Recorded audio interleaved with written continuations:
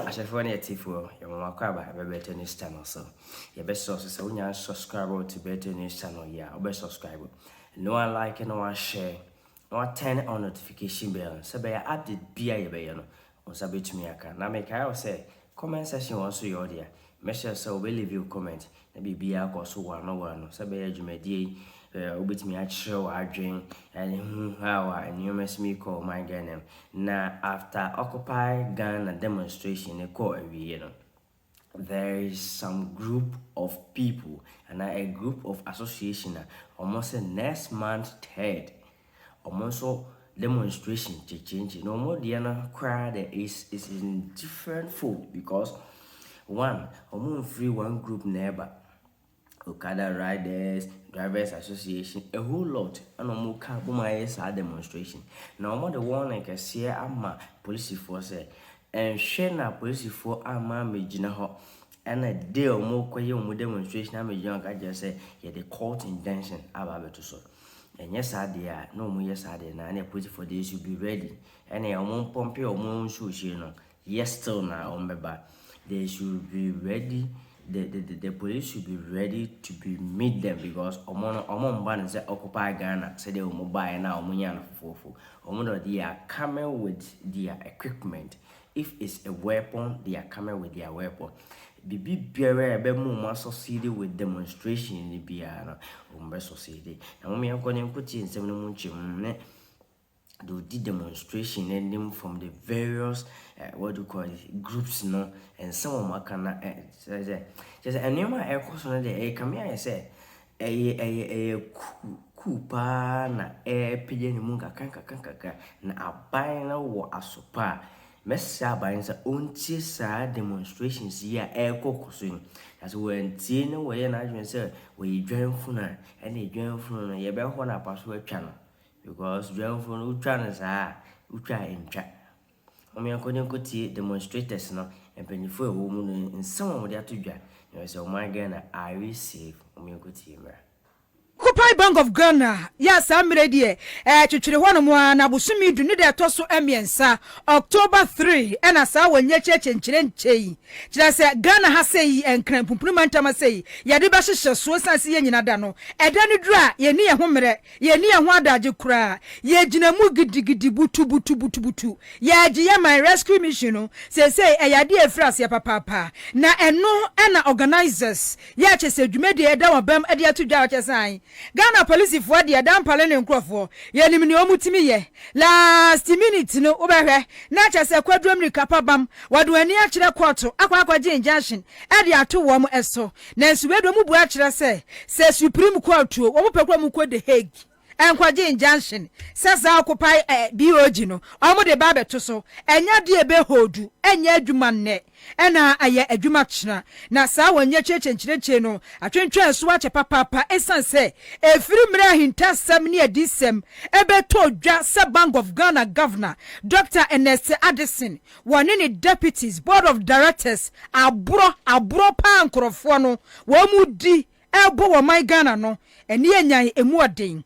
Yanwan say na me sa fit 2022 Bank of Ghana ankodi dwa bia enu aka say okodi dwa sika hye atimi atena wo mema ka kire Ghana fo say wa boka 60 billion Ghana cedis enu so kura so no mo a fit 2022 a Ghana ye rahu hie mu a ye kwa ye nko ye ba emma finance minister ka kire Ghana fo say wo man ye akọ bankrupt economy na collapse bibia crash bibia se no enyansafo a wamu bu oman ya chese governor amna do another Bank of Ghana no Dr. Ernest Addison no sa afekro na woman na se na bank na boka no wo sanso asesi 250 million US dollars say ODC Bank office foforo e dia mo my Ghana Central Bank no ate sense bitu dwan bata na pa we say pa ne sebe wo ya fonsa e kichira se dia kwaso wo Ghana ha se no wanti so dogo bi nu abe ha no kura Chasafo Froso Kura ye Ghana fo ahyi kura ne se ebe se finhia mienu ntam ni no yase Bank of Ghana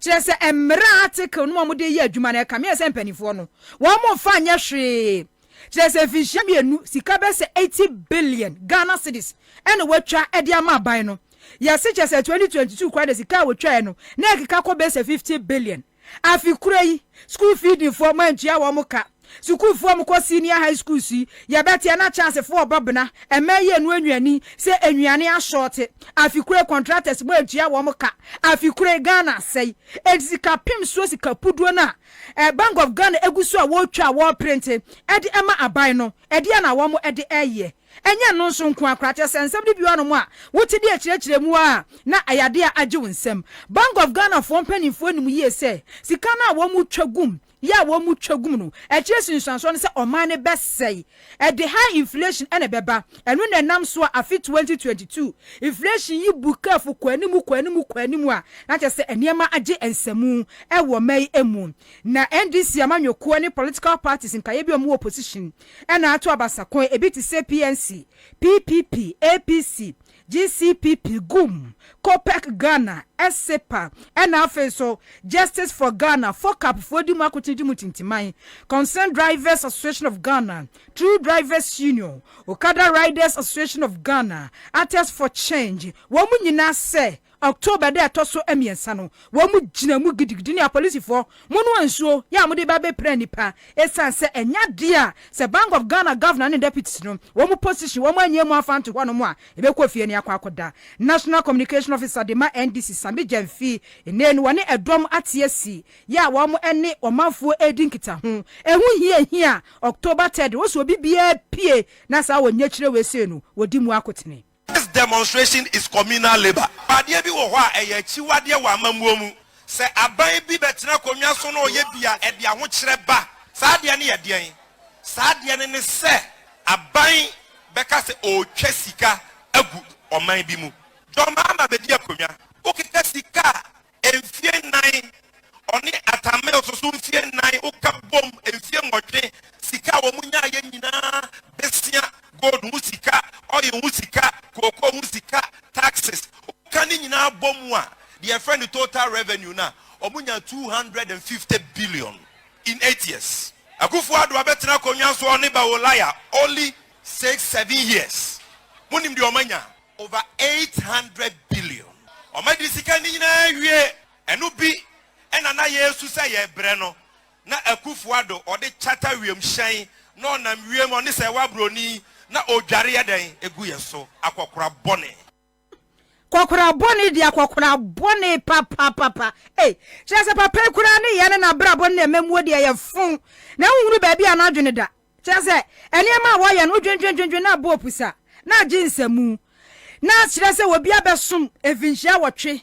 sika chirese bosia wo boye taxes revenue generate ye sika mansan ede boa wo man no ya Bank of Ghana futuo mekoda ya wode ye development bebrebe interchanges ahodo airport yi nyina da 250 billion Ghana cedis na wo finhia wanya 820 billion Ghana cedis oso wa man na bo oso oman na say wo ba ya so senior high school ba ko pekura wuntimi nsibi interchange ba ko pekura wuntimi nsibi airport ba ko pekura wuntimi nsibi de adwo mahama frase a wo ya agwati figana fo so mo mpena akoto abafo a ya gi yani su eno na chese mpani akufo na ba mu mpanifo ede wo mo sa prepre ho pepa ho saa edisika bebrebe ede na mo de ye enti Sami Jamfi NDC National Communication Officer no nkrofo ne dia bro ede o man akwakoto ekam 820 billion Ghana cedis na chire no se o man Ghana yeka etwamu 600 billion Ghana cedis eka wo mo beto ye 122 billion o President Akufo-Addo the idea piece one etwamu 450 billion Ghana cedis just abamu ni ye fu ankasa Executive Secretary COPEC eye danka na mo a wono so edna no atumu bi se he Ghana aposifo de ba Ghana emonten so nkrampupuru mantama se no muntimi nyina no mo hwe na mo antrai obi a ye kwaje njanhye mo kwaje njanhye who cares about mo njanhye mo kwaje e wo court. The people will need to be explained to the extent of, the riots and the looting that we are discussing. It is disheartening to pay taxes from January to December. It is disheartening to contribute your quota to your country, only to be told at the end of the year that beyond the taxes you paid, somebody has also decided that 60.81 billion of Bank of Ghana money is gone missing. We cannot account for roads, we cannot account for schools, no fuel subsidy, nothing whatsoever has been, given to the Ghanaian from the CSO front. There's no police injunction for the 3rd October demonstration. And so we will be calling on everybody to pour out onto the streets. They have not served us, they've not served anybody. The police itself has come out to say that they are not against demonstrations. I was part of a group that sat with the regional police command to discuss a route that we all agreed to. It will be witchcraft on the part of the police if they go back to court on something we have sat to agree. And so we are not expecting any bad faith. Together with the minority leadership and other CSOs, we met with the regional police command. We have agreed on modalities for Tuesday, the 3rd of October, and so we don't expect any surprise at all with the police. Ghanaians should come out to demand for their 60 billion from the government. We say Duncan Amua, Executive Secretary, Titrani, Yawa Kopek, and no, lead convener, the Ma Arise Ghana, Rex Omar, Abba Ahumanus, and Quatri and Como, Uncle Rex. Good evening. Good evening. The come, I mean, Miss South said, my frasi a year community engagement. But I had actually say. What I had say. Demonstration now, on the 3rd October, a year, Banada, Airbayno. Yeah, come and temo, Naya, the ordinary Ghanaian, and who say it here, is here, say, Obia, sorry, waka. No, I bet I, minority caucus, no, yeah, Arise Ghana, any minority caucus in parliament, NDC minority caucus in parliament, na, or any CSOs, various CSOs. Ayakabo Motor Riders Association, Transport Association, Market Women, your friend say Okada for COPEC, ASEPA, all the CSOs are any other political parties, PNC, friends APC, Yenina Yakabo my year kwesa or yechreno. Necessary a chre amount for ordinary Ghanaians same tier, as so be a sorry waka because a choir akufo adone baomia any Addison. Bank of Ghana Governor Addison de Omaino air fast one. Omu egu Omaino. Bank of Ghana na hono say at the sebi adakato abibia nim. Omaya Bank of Ghana to me boka over 60.8 billion. Esa boom rasuko cha over 77 billion. Egum just gum just like that. Ani na chino ye hunu de omri sikana ye. Omaya sabi Bank of Ghana after Omaya we nyina chino sabi very no many so say omutumi saka so omukosi head officer started as $81 million within 1 year no matumako $121 million and chebia no wasa tumako $222 million chese emfa omo ho emaburu nya adwuma nye nkofo nyuma sai sabi yesika no a devalue say Ghana sika no is the most useless currency yet these are the people who manage the economy. Baomiana no chiche sikasa topic. Nansaya sabi special delegates yomoye. Koshe sika baomia chichema over 900 people. Onya sika no wahine. Sika no machagum no mudi yesanye mano.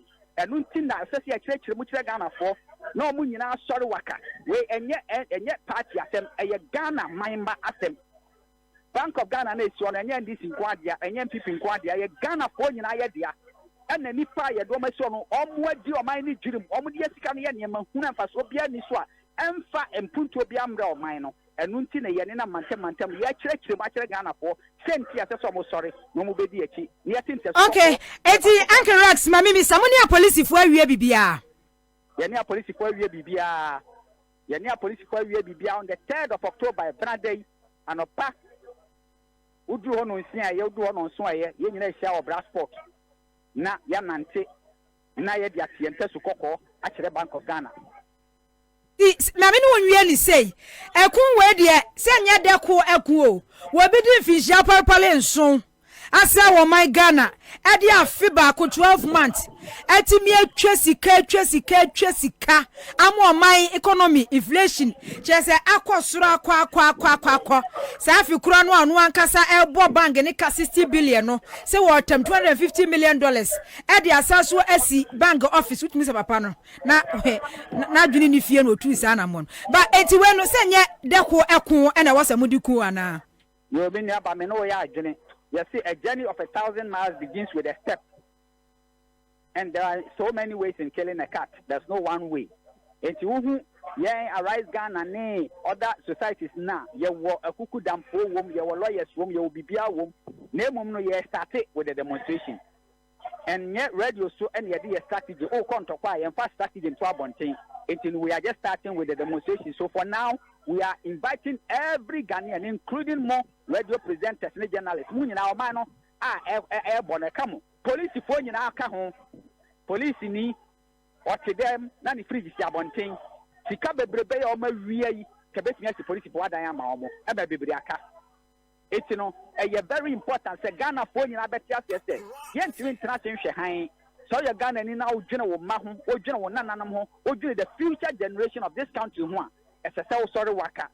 Na yet tinta sukoko na enipakuo kakra bi a omumru ni pattern so omubet hijack o man no ma wi o man no ma japade nyina de yen se se trase ne ye ne hwe han ye jiremu hwe na ekun we se de nya ba akofo akun o ye jiwa man no a na obi betre radio so aba betiete ye nyina ye jinemu 3rd October edase awi anwumrei Arise Ghana lead convener Rex Omar ene ne twetwe enkomo ya kasai dom kuma mrahye badafie so amasechira mseduasa mienu wo me de sema wo bi atodwa eye ni bresampa sanse ye yutinu ankasa wani beba ho so ye betwa dankate anasa kora ba bia ni mesi didi kwa no so mso manfoma no antum no man tie sa management kro no no ma anya de esefata konfo boni se kro ma ye nyina ye kom ene yantam ane se emprempra ya kasai se okopia mu okolebu teaching hospital a ne afra no dialysis treatment so obinya ohaw ewo ni kidney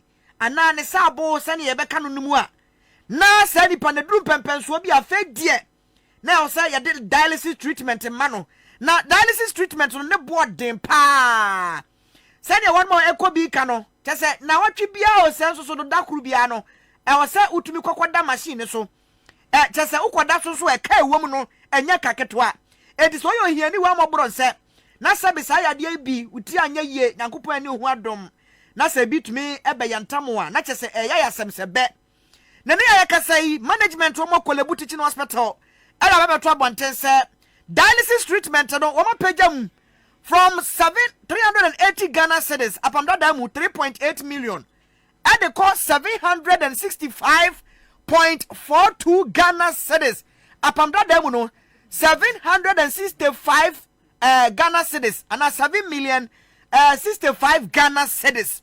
Abusuya says it away. So only be a okwa na wine and adia kwasa ho yale. Na so no ene mrahye badwafiem domkuma na babonten se ansana yebetumi ato dialysis treatment na yebetumi ato ne buo nimu no. Ade se mrahye badwafie epene so wo mo ta akire no mo do mutumi ani om stamp etim so enti kolebu management entimi enso de nya ni wo pe keke sa mo peja dialysis treatment mu ade every 380 Ghana cedis akwa 765 Ghana cedis ani to mo nya ne sefata na enedai e wo citizen show so bra commander Boham kwabna bobi asate na dwamu ane wone mrahye badwani obutu dwabo so abaton peswa so onmanyafo kwabna minta kando atwetwe nkomo oye ranking member on the health committee in parliament and obusanso opani na dia na ekoso no chesa management of Kolebu at once immediately by force one more revert sa cost no 765 Ghana cedis no and from 380 cedis ezan sam rahye badwam emmo kwan e was hard dialysis treatment no ne bo na wono matum mu yentie nsem a opani ni tudwa na abanda da no e de exemptions bi eto sa hospital niema aye regent ni ade no so nti se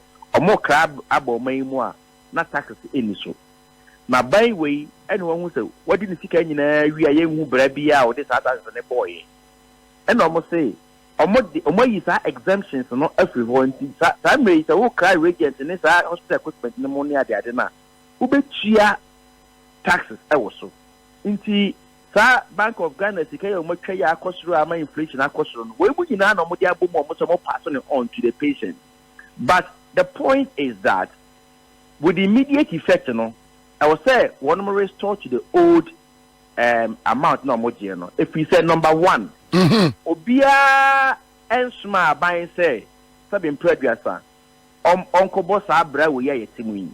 And now public health facility biya on to mean now ho enka say meji say and I meji say your frame rabi fees and charges act inti ansa na obeje buo biya no je wo de bamra se badwafie miaji tum ansa na watinya age sabo no provide the say we are public institution there why to mean chawbo in the 765,000 765 no more coming any maybe me wo parliamentary select committee on health so beside was social legislation committee so yem passing maybe just that obi be that is also tua 765 Ghana cedis inti illegal a boom raso so with the immediate effect no was on mujai me no kasai me ne kolebu fo akasa ka kire o mo say omunya sa sabim president ansam fun no mudie no munya ni mrabiem no mukum dipa kwa. Secondly, by Monday na se ejira ba be ejira eno so mobati yenka Omonya fo kwabna minta kando emrase be dwade obutu dwabo so abato mpeso aso nene ena mote ye no ranking member on the health committee in parliament now so ne nyina mu no duadua mu odua woni esi na battery so ne akwalabu management ne kan se sa sika we wo manye a ne kwambia so no this one mo shate dialysis treatment no yanya nruwe die nim sem rahye bedwafo apagya sa asemi mu no won beka akwachi na asomrofia dwoma krama nya ne dabre no achi Contrafo Penny Executive Director of the Ghana Federation of Allied Health Professionals, Dr. Shiraz Ishaku, and then also the other to minority no any say, one mom na momoto, na omomode and twatwa agene, and ya binding common quachiripa.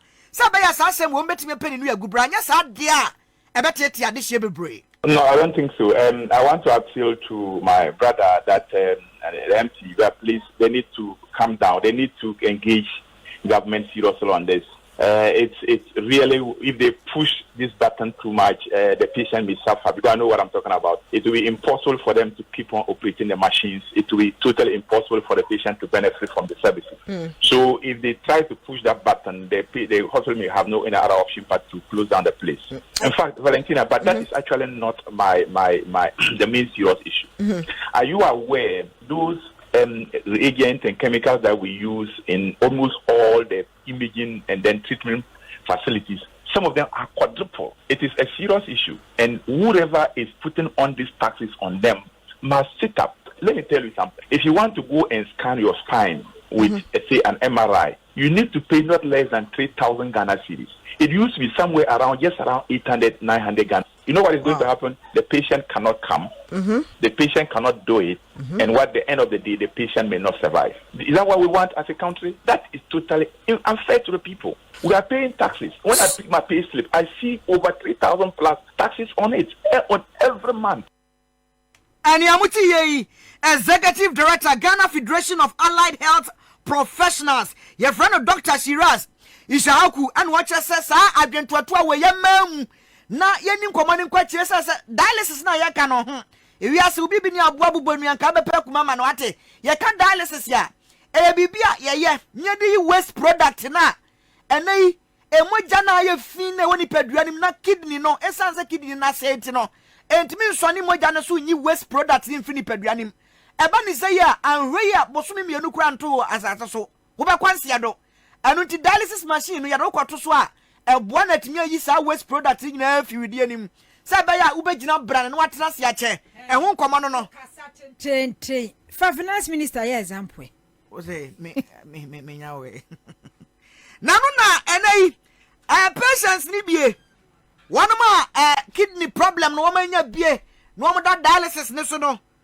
wo mo wura ho papa wo ma tue sumu say hey anya ya wawie a better na 2024 December 7 abeto yen kwama no demo mpaye ne yabama mu chese sa 765 Ghana cedis ne de nukura nie e be di so mbetimi atua na 380 Ghana cedis ne kwa no mu hunu so na so no ba Facebook live for Eugene Ban director of Facebook and ne wode abia so kokolebo am de abo dialysis treatment increased from 380 Ghana cedis to 765.42 Ghana cedis wa mo ko first ka we wen Pioneers ya bomom yetie sane wonom a ekwa bididie ni sa tete mu be patience no wamusi etumi eka o makosem edefa eboy a ehuri kọ esoro no eho Come and see my stomach and come and see the way I am in. You won't believe it because dialysis is supposed to be 3 times in a week. Because of money issue,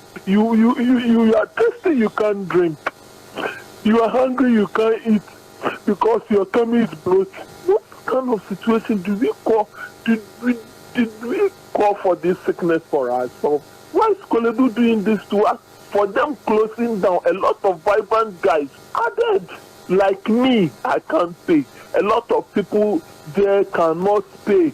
Currently, I'm unemployed and I'm the only child of my mother. Since May that they closed down, it has been really tough and really hard to even raise this money, take my mom to a private institution. And if we manage to get private hospitals that are charging maybe 500 and 400, and we are still praying that the government Kolebu will open. I do it once in 2 weeks. It will not work. I don't have anybody on because I live in a. Ha me wura hu abusia ye mompa ye masafu e wate so what say papa ni suo say akwam da nsu ntumi ni di sebe sukwam da nsu ntumi num suo sanse oyefu no ablotu emu oya pa sa kidney problem we na 3 times a week and I saw sa dialysis yi near the 7 million plus 3 times you almost 22 million 2,200 Ghana cedis now what Yankwa woman so ebani say ye kwa wonu ma omwonim die e wasa yade yi hu ene hu treatment nyina ho na daroma yensaka Professor Grace Ayensu Dankwa kane ani mprempren NDC parliamentary candidate Esikadu Ketan abato mpeso aso no wonu kro yi asan dialysis treatment expert wabene yankwa de nchen prof ayimoti yanka ye mo adwo e ba kra kase so. Good evening, no, for today. Ralph Pacho, Yankopa Dom, Yahuye, na answer. Oh, I don't want the party, Yankopa near the night. And I say, what year swing ye who bread, and you may about in China, a son so what bene.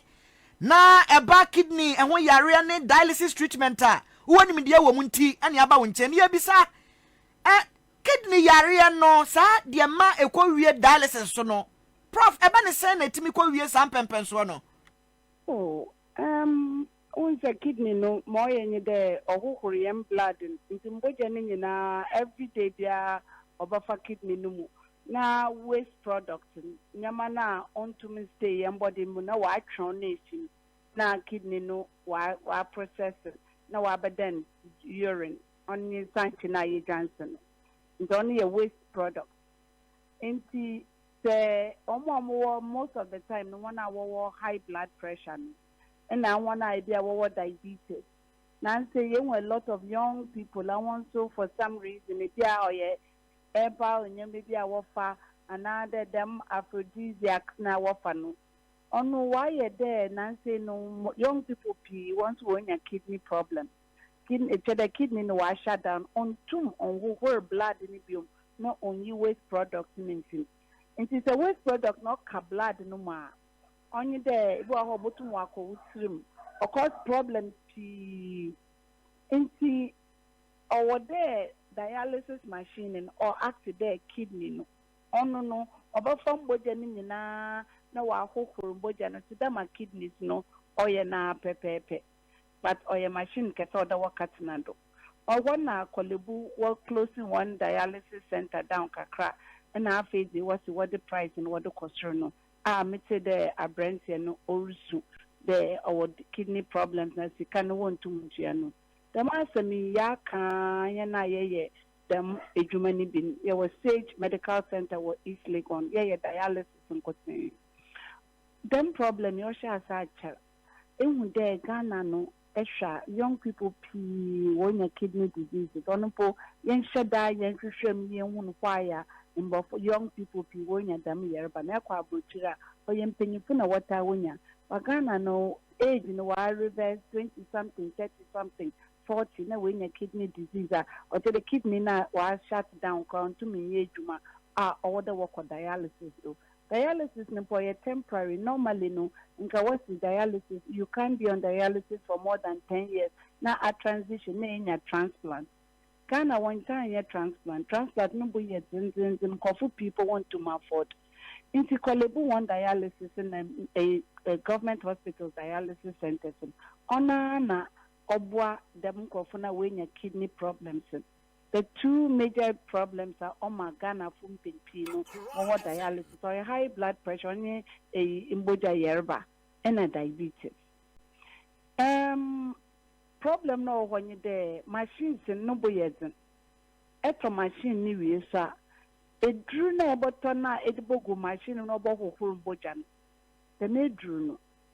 A bean you ho. And to say a bean abrochina what the fiba. When you be Ghana, when you be Africa, have a jara. Into time, they are not the worker or the jabuchi, whatever. Into consumables, and wearing in there, so why they were importing Yama or you peg to the dollar.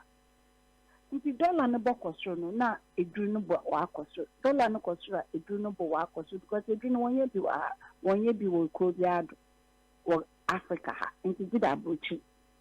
Ono na wa madam problem no wa ban. And one hour a dialysis and says no want to afford it. Second of all, one of the other major problems on Madam Martin wa in there. National health insurance and uncover dialysis for. Only some no, Prof.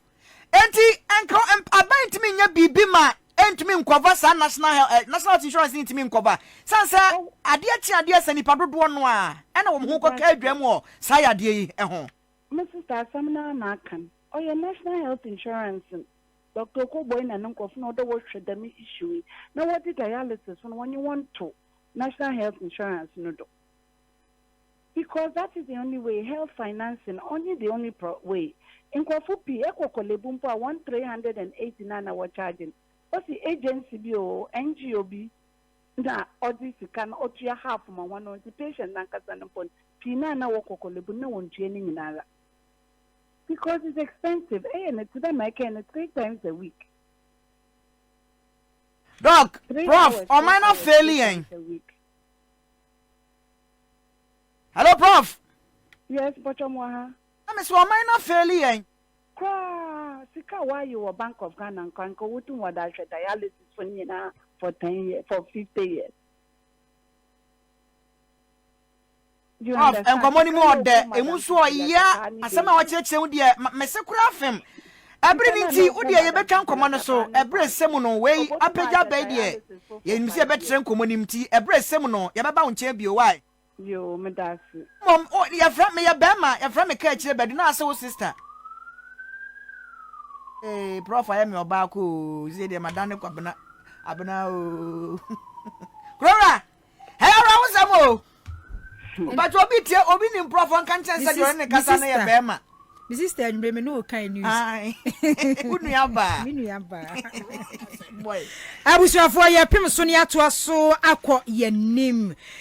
Na watwi akiri ne osubrantam anu odin eyini ti ewo my Ghana miamia hodo pii nkran ha de esi ye ne hu se kira se Ghana nyina hin kuro kase no eti ye no ye nkran no efini ball anya asem ketua na ukopie mu ewo Savannah mantam nso abupe ye no ye Central Gonja district a enso na afo ho anche okura omanfo chese nsuo ne toya ma hwiafo mo so krofo empatadan enkrofo sisi abobo chese miamia enkrofo tete no dan anjuri angu a na sugar chese edana si nyina dididi ya anwodin bia enimti kwaba asa no na chese akwakwa ya to renchem kase ena abeto omanfo mu obupe ene ne mpatamu enam saye so ama Savannah mantam no eso afo Said Jibril adi atudwa no akoba apro ho no bo akyesa ba ne nyi wo ba akonhye wonsam da na oro de nkai be ye kura ne ankanimanimu ye no wo manfo mo tete ensuo no bimbe ensuo no afi bia na asem kura ya dada ya ne ye bohu pusa ne nkyeremu saa ene ensuo toye ene atwiafo manfo so ene abupe ba bia nkrofo tie ensuo atwiafo nso wose ye per lasting solution sa how no ye pe anu esie sani ebeya enkwa ye ka afeba anadmofo aban ye tweska ye kwani akoboa wo mo ne nkrofo eniema de besei enya asei e de afimi yentie nsem a wode tu dwa. It is very clear that that place is no more place for people to live.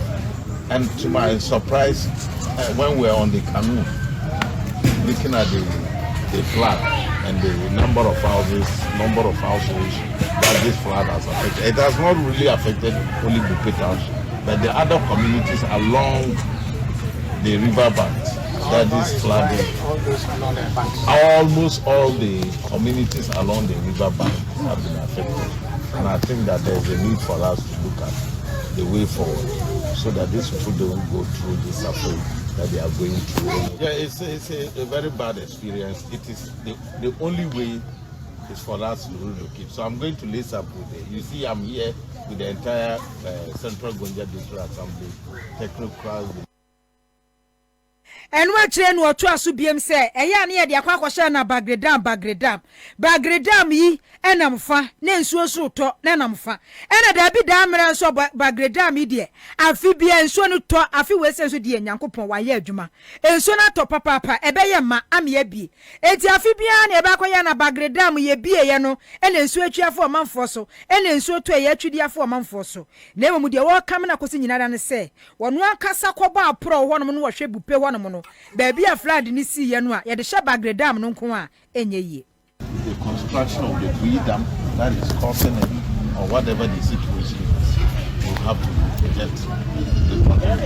So we are going to list up with central government, the appropriate authorities, to make sure that we unravel this perennial flooding in that particular area on the list. Because I just saw a statement by the power authorities indicating that they have not strengthened their dams.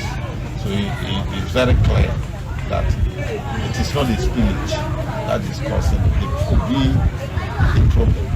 But this problem started when the dam was constructed.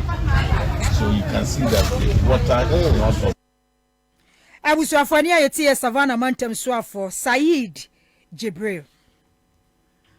Ayimre no nsia brem kasiabo ene egusu a yakenkan mu ede emamo no na kwankyerefo pani a oda Zongo Development Fund no an Dr. Arafat Suleimana Abdullahi anu o chese sesi ayekasa de Zongo Development Fund no ede sesaye so nkokura ba transformative initiative a chese ede aba enwumasuamu pa grants ahodo emwa yede be masuafo ene yesese buburuja awo Zongo communities ni mu na ose mprempren kasai Zongo Development Fund no abuama ama esuafo makomako ahankono adioso mienu 972 support grant emwa pa se womonye na omofan tre omungumasuam wonmo a ene omobom homodene pa tertiary institutions any prominent private universities ahodo eho na safwei dodo no a enya saa emwa no na owie no odi tudwa se enam dodo nsem kwan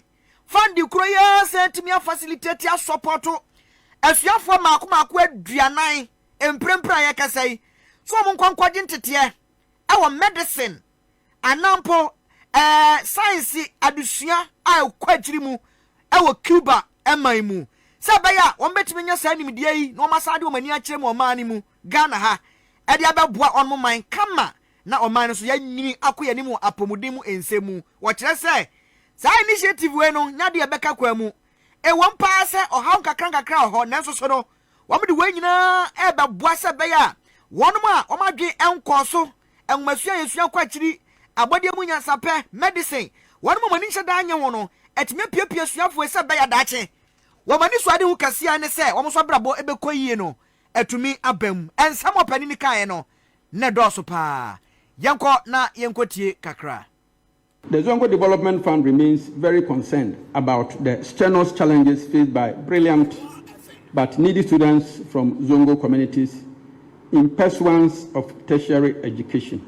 Indeed, the implementation of the free senior high school program by the President Nabdanko Akufo-Addo's administration has expanded unprecedented access to secondary education in Zongo communities. Consequently, and rightly so. The quantum of students pursuing tertiary education has remarkably increased. The Zongo Development Fund has therefore provided educational support grants to 972 students engaged in various academic disciplines. We have facilitated and supported 40 students to pursue medicine and related disciplines in Cuba in order to increase the capacity of Zongo communities to access medical care when the students complete their education and return to serve their communities and Ghana in general. Any amuti openia ya friend Dr. Alpha Suleiman Abdullahi. Now we are Manaswan was at the Abiaso said no credit. Sad Zongo Development Fund de Wabatampa Waprekasa Jamedu of Fitu Crotiana and Huaja Fium, a Baba Bois Zongo communities in the pa across the country. Sans and Prempra Casabangu Monsieur Muashe. Zongo Development Fund let me provide the educational infrastructure. Now, Yanka insisted 9 classroom blocks. Etumia Buama are constructing in our Zongo communities name 37 ICT labs and a libraries ahodo say bebre afei school blocks ahodo bebre atitia price ekwenteba him na padwire buo no sa dilapidated structures ni nyina no womahwe emomatimi renovate bebre no a na ni nyina ye sani omo ye de aboa na Zongo Development Fund no ehwo atimi aba mfaso na emfaso de so no ebi atimi aka obi a yentie sani Dr. Arafat wadi ano so etudwa libraries and renovated dilapidated school blocks and classrooms due to time constraints. I wish to mention the following projects as examples of projects the fund has executed. I begin with the library complex at Nsawama Dwajiri, the first of its kind, a library in the Zongo community constructed by Zongo Development. That is our number one. We have the iconic Tunga Islamic School in Accra. That's on the right there. There is a picture before the structure and a picture after. If you get a chance to look at it, you appreciate the marvelous work this young organization is doing. Then 6 classroom, Bamvim, Zongo. Bamvim is in Tamale. Honorable Haruna Idrisu's constituency. 6 unit classroom, Boahon Islamic School. This is Boahon in Kumasi. 6 unit classroom at Otakum, Honorable Asiame's constituency. 6 unit classroom at Sokore Quranic School. You were free. 6 unit classroom Hamdaniya Islamic School, Efijasi Zongo. 6 unit classroom Agugo Asante Achim Zongo. Educational center at Tamale Zongo. Yes, entering Camphone, so Zongo Development Fund in Perifua Chessa, one back come and Mansan, so my be pie by ye, Yamahudo Maya Nubi, and I'll tell Dr. Alpha Suleiman Abdullahi, Zongo Development Fund, Quancha for Penny, no Bobos be. Ye too far ko PMU ewo Asante Mantemu na titra ni kwankyerɛ for Electoral Commission wada no wa Asante Mantemu Yowura Benjamin ba no bio woni a senior reporter Lasha Dakwa edi enhyemu na wobua trust limited registration exercise ya ekoso no wo mo efress na obetimi di nsesi ni bo se applicant omanfo a wo mo atimi aba ho no mo 101,707 na ya wama register womo no na se nipa no emu 809 ya register womo ne de just ya challenge se kire se obi yo no mo a yese o ya under age onya 18 years mu 524 yese womo enya 18 years 121 so yese womo nya Ghana fo just omu free obi man so no womo ba Ghana ha se ya se do mpeso mo kire se womo so kamese e wa Ashanti region to womo ya Ghana fo yentie nchiremu ya Owura Benjamin Banobio edema Elisha Dakwa yɛhyɛ dwumadi ase free 12 September yɛabɔso bia bedru ene kan msaka ene nsia na di program no nyinaa aba awieye nsuo etoto ne ade nyinaa no ense ye program bi nka se ne di nsuo nti yentima anya dwuma na basabasa bia nsuo si center bia mse party fo ni nyinaa no they are all cooperating ye nneoma nso gusu ye dwuma kama machines ne ade internet ni nyinaa is stable gusu ye as a close of yesterday na Ashanti region hano yetima register nipa 101,707 Safui, emu 50.6 AMM na 49.4 so AMR. Enkwadana afi na omadi 18 years, 1920. Na 2020 omunye nusa nti omanchuro sa nkwadano kitisi ya mrantie no omu constitute 87.4%. Ena mpenimfo na abro senko mutumi chiro mudin 2020 omanye no so no. Omu ye 12.6%. Ya challenge inipa 809. Sa 809 emu 524 omsi omunu 18 years intini ya challenge one. Non-citizen enunsu ye 121. Na challenge based on non-residents nso ye 162. Actually, Ora Banno Bio, Etwa Subium say, Womu free a Jumano Asiano. Na kame say Nipano Ba na Eba, and Unti machine Sahodra de ye Juma, Ewa Wamo district office no, Ebiabe Kahum. The yes, ready say electoral commission ya credo.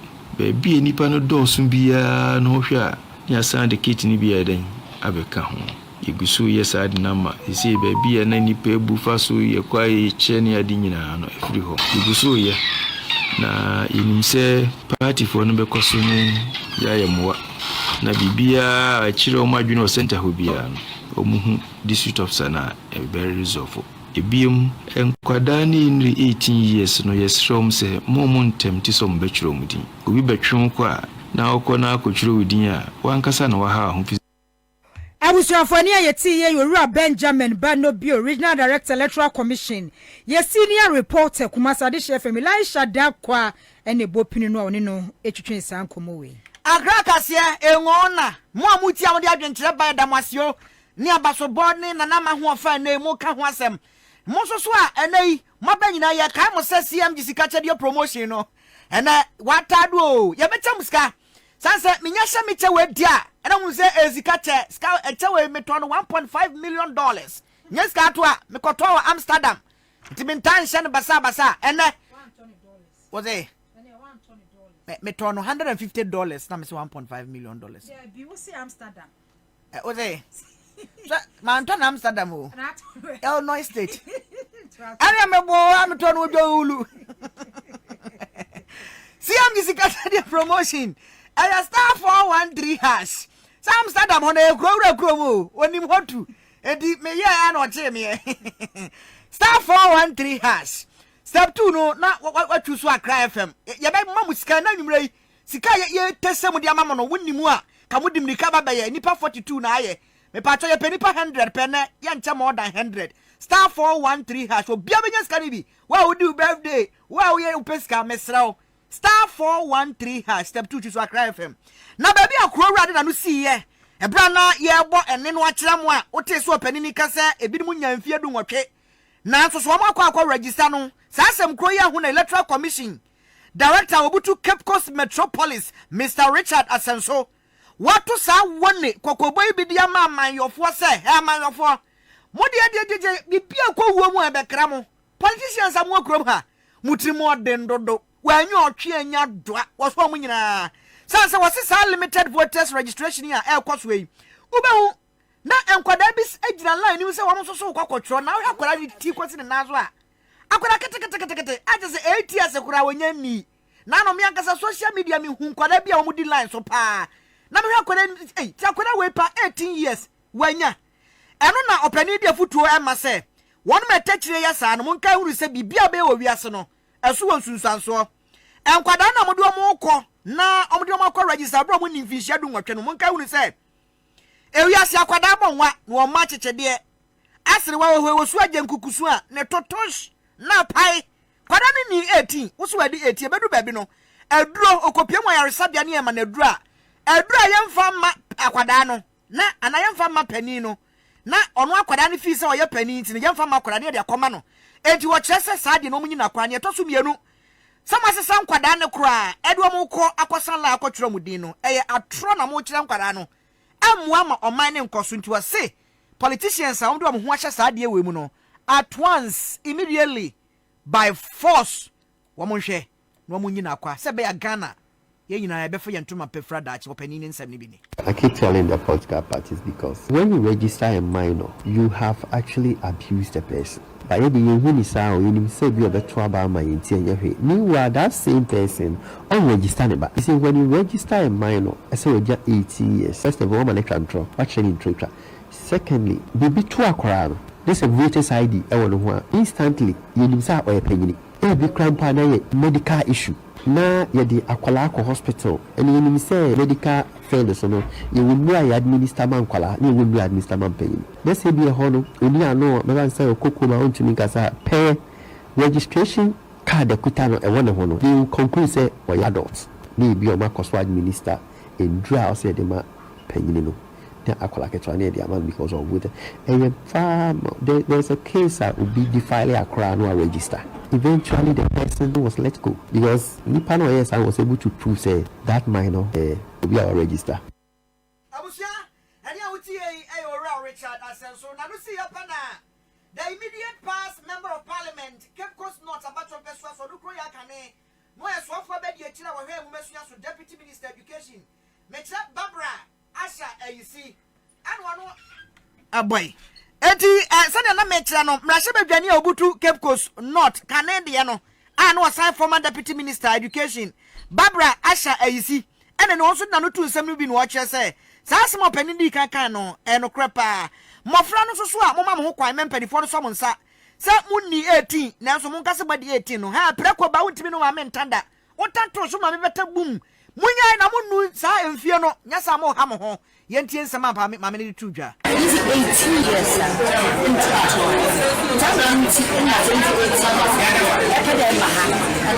register. Say you use the Ghana card. Into no search, I'm trying to make it you should be ready to use the consequences. It's not your way for you to make it. Why do this? When you why you know what they have? Maybe now we see example. I have a meeting, but in other places, so we have to there. They know how much you know as a minus as we say we are watch you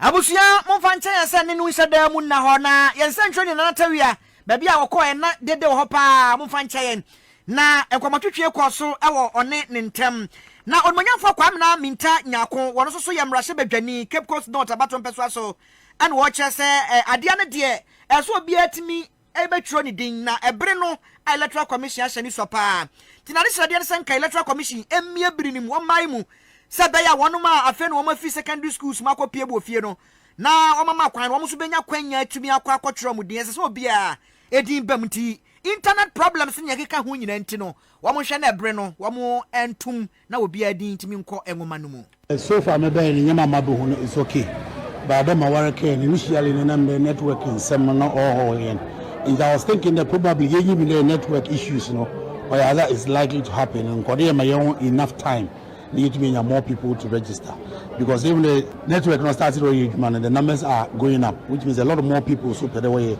registration. To us, if there's the need for them to extend the time, what do you mean more people are on to wire registration? Students if you school, if you fee into amount as so why maybe or to me a bit of adjustment kakra, even have more people coming in. My only fear is that say after registration we will be able to every day will be amber. It will be very difficult for the political parties to monitor because if we register now or day another day it will feel there's a way they to me and openly to me on obobiara Urwanyafo kwame na mintanya ko mrase badwani Cape Coast North abaton peso aso nene na mote ye no